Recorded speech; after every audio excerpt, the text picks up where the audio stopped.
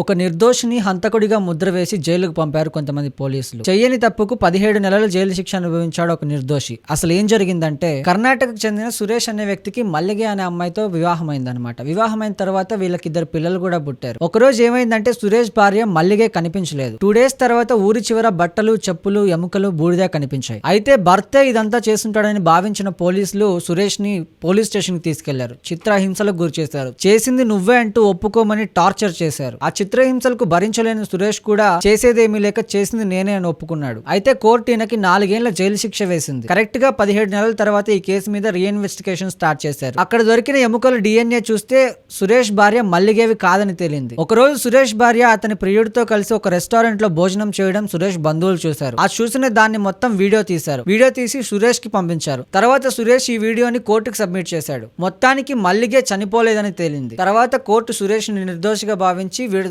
చేసింది. కానీ చెయ్యని తప్పుకి సురేష్ 17 నెలల పాటు జైలు శిక్ష అనుభవించాడు. అయితే దీని అంతటికీ కారణమైన పోలీసుల మీద కోర్టు అయితే IPC సెక్షన్ 211 ప్రకారం దీని మీద యాక్షన్ తీసుకోవాలని ఆర్డర్ చేసింది.